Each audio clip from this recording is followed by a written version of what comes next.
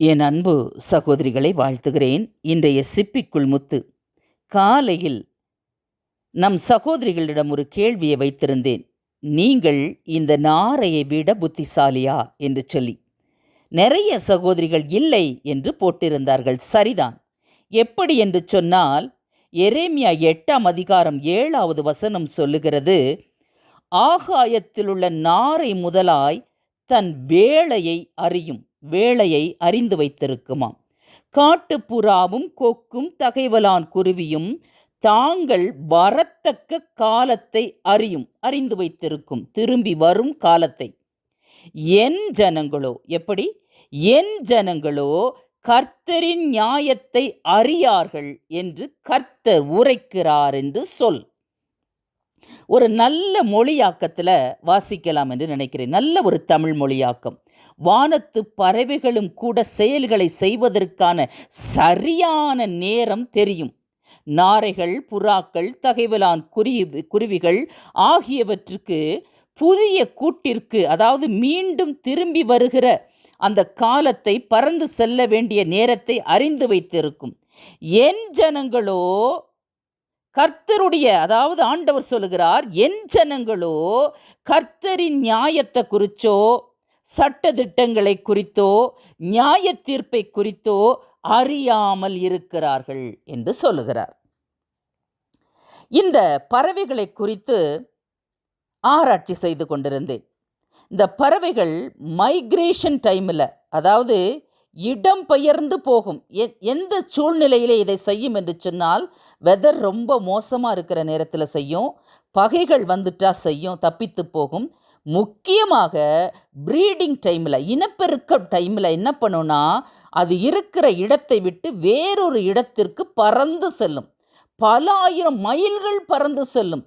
கடலின் மேலாக கூட பறந்து செல்லும். பாருங்களேன், போகிற இடத்துல அங்கங்கே ரெஸ்ட் எடுத்துக்குமா. அந்த ரெஸ்ட் எடுக்கிற, அதாவது வேறு இடத்திற்கு போகும்போது இந்த பறவைகளை அறியாத பறவைகள் கூட்டம் இருக்கும். எனவே பகை வரும், சண்டை வரும், உயிருக்கு ஆபத்து வரும். எனவே அறியாமலும் தெரியாமலும் பாதுகாப்பான இடத்துல தங்கி இளைப்பாரி ரெஸ்ட் எடுத்து தன்னுடைய பலத்தை புதுப்பித்து கொண்டு சாப்பிட்டு விட்டு அங்கிருந்து மறுபடியும் கிளம்பி போகுங்களாங்க. போவதற்கு முன்பாக இந்த இடத்திற்குத்தான் போகிறோம் என்பதை தீர்மானித்து விடுமாம். அந்த எல்லையை அடையும் வரை பறக்கும், பறந்து கொண்டே இருக்கும். பாருங்களேன், அது மட்டுமல்ல, அதோட வேலையை, அதாவது அந்த ப்ரீடிங் டைமை அது நல்லா அறிந்து வைத்திருக்கும். அந்த நேரத்தில் பயணத்தை துவங்கும். பாருங்களேன், இந்த ப்ரீடிங் டைமில் பறக்கிற பறவைகள் சாம்பல் வாத்து அப்படின்னு சொல்கிறாங்க. நிறைய பறவைகளை சொல்கிறாங்க. சாம்பல் வாத்து, பெருங்குருவி, நீலக்குயில், இரவு புறா, இதெல்லாம் பறந்து போகிற ஒரு வெரைட்டி. பாருங்களேன். சரி, இது பறந்து போகுமே சிஸ்டர், இது எப்படி அந்த இடத்தை, எல்லையை அறிந்து வைத்திருக்கிறது என்று சொன்னால், அந்த பூமியில் இருக்கிற காந்த விசை, அதாவது காந்த திசை உணர்வு என்று சொல்லப்படுகிறது. அதாவது மேக்னெட்டிக் நேவிகேஷன். நம்மெல்லாம் கூகுள் நேவிகேஷன் போட்டு போகிறோம் பார்த்தீங்களா நம்ம காரில், அது மாதிரி அந்த காந்த விசை உணர்வை பயன்படுத்தி, மேக்னெட்டிக் நேவிகேஷனை பயன்படுத்தி பயணிக்குமாம். சில பறவைகள் அந்த இரவு நேரத்தில் இருக்கிற நட்சத்திரங்களை பார்த்து அதற்கு தெரியும், அதன்படி அது பயணிக்கும். முக்கியமாக அது வேறு இடங்களை செலக்ட் பண்ணாமல் கடலுக்கு மேலேயே பயணிக்குமா. என்ன அறிவு, என்ன அறிவு பாருங்களேன். ஐந்தறிவு என்று சொல்லுகிறோம். என்ன அறிவு பாருங்களேன்.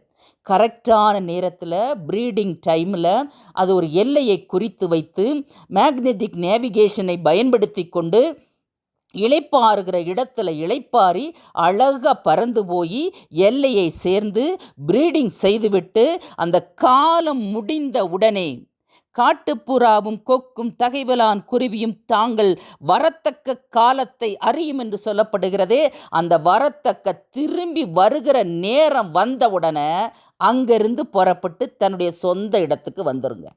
ஆனால் நாம் எப்படிங்க? ஆண்டவரை விட்டு தூரமாக போயிடுறோம், திருப்பி வர்றதே கிடையாது. சுகபோக வாழ்வு, அங்கேயே வாழ்ந்துக்கலாம். ஆனால் இந்த பறவைகள் திரும்பி வரலன்னு வச்சுக்கோங்களேன், அங்கே சீதோஷண நிலை, வெதரெல்லாம் மாறி போயிடும், நிறைய பகைகள் வந்துடும், பிரச்சனைகள் வந்துடும். அந்த ப்ரீடிங் டைமில் தான் அந்த பறவைகளும் ஏற்றுக்கொள்ளும். அதை யோசித்துக் கொள்ளுங்க.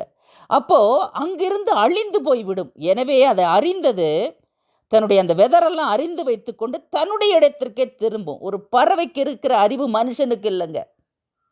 யோசித்து பாருங்களேன்.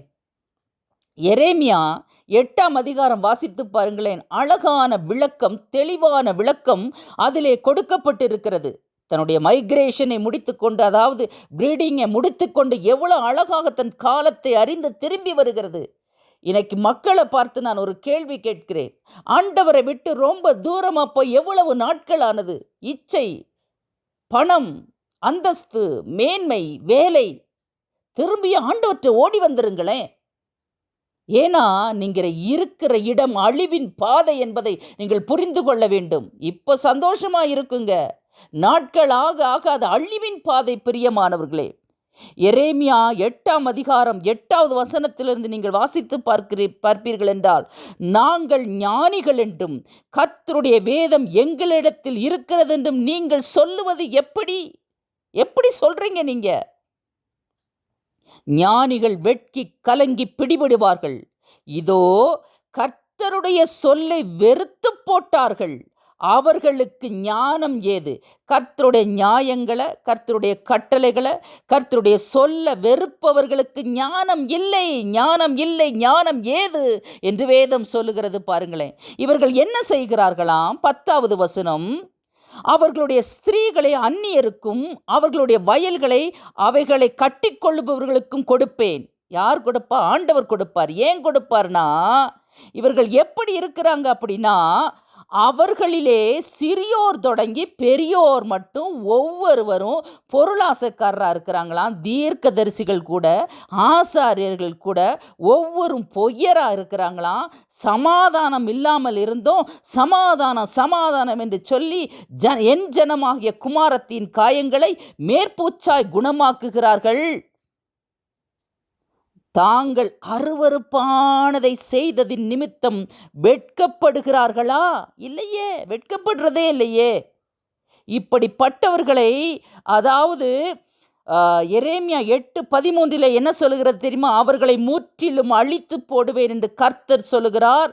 திராட்சை செடியிலே குலைகள் இராது, அத்தி மரத்திலே பழங்கள் இராது, இலையும் உதிரும். நான் அவர்களுக்கு கொடுத்தது அவர்களை விட்டு தாண்டி போகும் என்று சொல். முற்றிலும் அழித்து போடுவேன். திராட்சை செடியிலே குலைகள் இருக்காது, அத்தி மரத்திலே பழங்கள் இராது, இலையும் உதிரும். நான் அவர்களுக்கு கொடுத்தது அவர்களை விட்டு தாண்டி போகும். கர்த்தருடைய வேதத்தில் பிரியமா இல்லாம, கர்த்தருடைய வேதத்தில் உள்ள ரகசியங்களை அறிந்து கொள்ளாம, சட்ட திட்டங்களை மதிக்காம, நியாயங்களை மதிக்காம எப்படிங்க ஜட்ஜ்மெண்ட் டேல போய் நிற்பீங்க? இங்கிலீஷ் பைபிளில் ஜட்ஜ்மெண்ட் என்று தான் போடப்பட்டிருக்கிறது. பாருங்களேன், தமிழில் நியாயத்தை என்று போடப்பட்டிருக்கிறது. இங்கிலீஷ் பைபிளில் ஜட்ஜ்மெண்ட் என்று போடப்பட்டிருக்கிறது. சொல்லுங்களேன், ஜட்ஜ்மெண்ட்டில் எப்படி நிற்பீங்க? நீதி நியாயங்களை கை கொள்ளாமல். கர்த்தர் நமக்கு கொடுத்ததெல்லாம் தாண்டி போகும் என்று சொல்கிறார். அறுப்பு காலம் சென்றது, கோடை காலமும் முடிந்தது, நாமோ ரட்சிக்கப்படவில்லை என்று எரேமியா 8:20 சொல்லப்படுகிறது. நாம ஞானவான்களா? சொல்லுங்களேன். ஞானத்தை கொடுத்திருக்கிறார், அறிவை கொடுத்திருக்கிறார், பேசும் திறனை கொடுத்திருக்கிறார், சிந்திக்கும் திறனை கொடுத்திருக்கிறார். ஆனால் இந்த பறவைகளை விட கேவலமாக இருக்கிறோம். சிந்தித்து பாருங்க.